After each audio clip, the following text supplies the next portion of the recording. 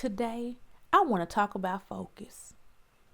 Not focus as in hustling or pressure or trying to do more or keep up, but focus as obedience, clarity, movement with God.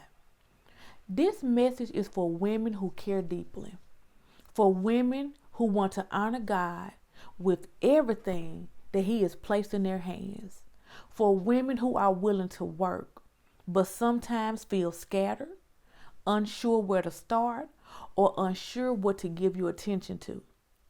If this sounds familiar, I want to say this first.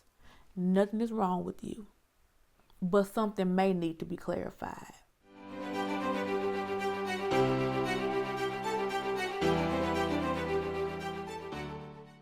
Many of us think focus is something that we feel. Like one day we just gonna wake up and just be motivated, clear, ready, and we just moving forward. We just on go. But focus is not a feeling, and it does not work like that. It's not something that we wait on. Focus is a decision we make, because you can care deeply about something and still struggle to focus. And it don't mean you're lazy. And it doesn't mean you lack discipline. And it does not mean that you have missed something spiritually. It simply means a decision needs to be made. A decision that says, this matters. This is what God has called me to do. And I am going to do what the Lord has called me to do. I'm going to take that step. And even when you think about when Jesus was teaching, the disciples said, teach us how to pray. And one thing that Jesus displays is this: give us this day our daily bread. And when you think about that, even in the context of focus and taking steps, is that He didn't teach us to pray, give us everything we need for the month. Give us everything we need for the year. Give us this day our daily bread. And so even in focusing on the thing that God has called us to do, it's not going to be everything. It's going to be what you need in that moment, for that step, for that day. And so God is not asking us to carry everything at once. He is supplying us with what we need to walk with Him, not ahead of Him, not trying to manipulate and rush, but walking with Him. The things of God are done with God. So we stay in step with Him and know that what I need for this step will be provided. This day our daily bread. This step I have my provision. And so after we decide to focus, many of us do still feel stuck. I have been there. I have been there. I have made a decision, but I'm still like, it's almost like decision paralysis. Like okay, I made a decision, but I don't know what to do. I still don't know what to do. I'm going to do it, but what to do? And often it is not because we are unwilling to work, but it's really because we're trying to do too much at one time. It be too many ideas, too many responsibilities, and it's like too many directions competing for our attention. And that can cause us to be drained, of clarity, of energy, and like that paralysis instead of progress. And again, God does not expect us to execute everything at once. And so sometimes just because you receive something doesn't mean it's for right now, all at once. It's in steps. It's step by step. It's little by little. And we are not expected to do everything and all the things at one time, in one day, in 1 hour. We are not to be putting that type of pressure on ourselves and doing things without God. And so as we focus and as that focus grows, we can narrow what we are carrying because we are not doing everything. We're not trying to do everything. Instead, we ask this: what is the one thing I am meant to give my attention to right now? So I want you to answer that question, just pause this video. What is the one thing I am meant to give my attention to right now? And do that. Do that. And then go to the next thing and the next thing, because we don't want to frustrate ourselves. And even if we are able to multitask, how do we feel after multitasking? Do we have anything left to give? It is okay to do one thing at a time. It is not slow. One thing at a time is faithful and it's sustainable. One thing at a time. And another thing that, God has really been dealing with me with and helping me through, and I'm so thankful, is showing me that our focus can also break down because we have a misunderstanding of clarity. You know how we always talk about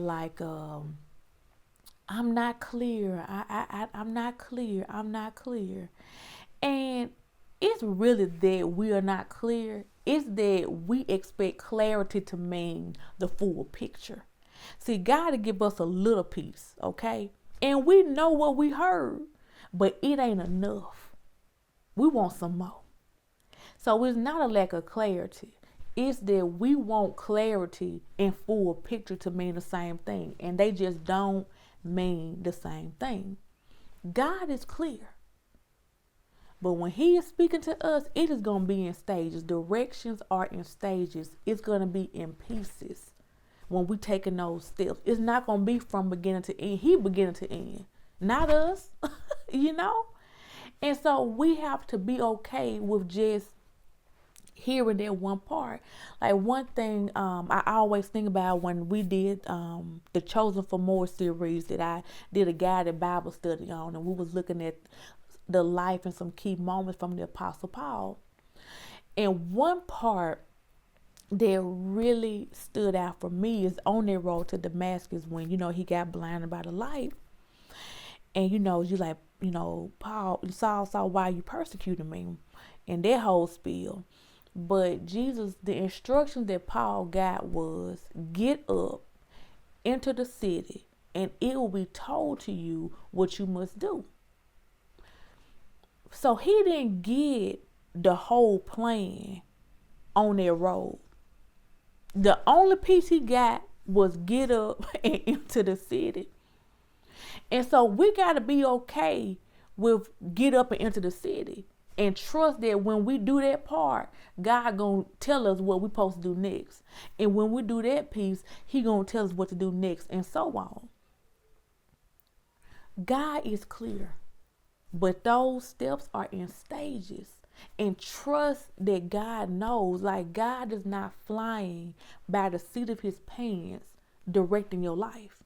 God knows everything. Nothing, hear me, nothing catches God by surprise. He knows how to be a good shepherd. He knows how to order our steps. He knows how to direct us. He knows the plans that he has for us. He knows what's best for us.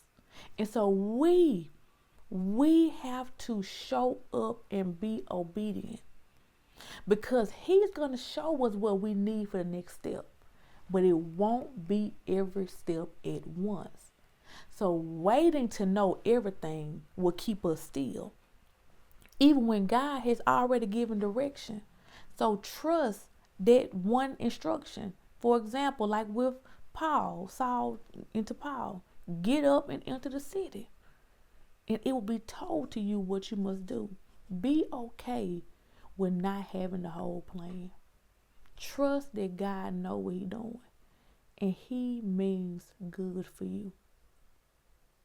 He means good for you. And so as we are obedient, we are responding to what God has already revealed, and we're trusting him to guide us as we move. We are not meant to figure it all out first. We are meant to walk with Him because the things of God are done with God. And so focus is not about controlling outcomes. It's about partnering with God. When God gives us an assignment, He does not expect us to carry it alone. Why would God give us a vision, give us an assignment, and we just act like, okay, we got the word, and then we ain't praying no more, we ain't studying no more, we ain't got no wise counsel no more, we just doing our own thing? Don't work that way. The things of God are done with God. We are not expected to do this in isolation. We do it with God. The people that He prompted in our heart to reach out for wise counsel through His word, prayer, focusing in on knowing that the things of God are done with God, not in isolation and not in our own strength. We are to obey. And we move forward with wisdom and faith. We are taking faithful steps, small faithful steps every day, but we do not force results. And I'm talking to myself, why I feel so passionate, because I have to remind myself of this so much. Do not force results. Do not try to manipulate or control a situation. God said what He said. God said what He said. And when we try to, make things happen on our own, we get disturbed. We losing our peace, and we losing our pace. We getting ahead of God. And then we crying when stuff don't work out. Well, you got ahead of God. I got ahead of God. I have to trust that God know what He doing. And even if I make a mistake, so let's just say, I hear the Lord say do a thing, and I head in that direction. And let's just say I did the wrong thing. I'll be corrected. God gonna correct us. He'll steer us. We gotta just listen now. We hard head. There's a whole nother situation now. But I'm talking about we obedient and we trust in God and we are really listening and obeying. Okay. God gonna correct us. He is going to correct us. So we don't have to be afraid to move because we're scared we're gonna make a mistake. It's okay to make a mistake. The bad choice is the problem. A mistake is okay. Okay, so once God corrects us, we don't keep going that way. We go the way we need to be going, okay? So don't get bogged down in, what if I go the wrong way? I believe our Heavenly Father loves us enough to correct us because this is what He called us to do. This is what He wants us to do. He said He will order our steps. He will direct our paths. So what does that mean? If we go the wrong way, He's going to make sure we get on the right path. He directs our path. So it's okay. Just move. Move. Don't let fear stop you. Because God is the source. Everything else is a resource. And so as we close, I want to leave you with this reminder. You do not need everything today. You do not need the full picture. You do not need to have it all figured out. Make a decision to take that step. You don't have to be perfect. You just stay close to God. You listen carefully and you respond faithfully. One thing at a time. Small steps every day. And always remember, the things of God are done with God. And this has encouraged you. I invite you to stay connected. We share encouragement, scripture, and practical guidance to help you walk out the good works God prepared for you because He has created for us good works to walk in. And so look in the comment section for the link to join our email list. And remember, small steps every day. Take care.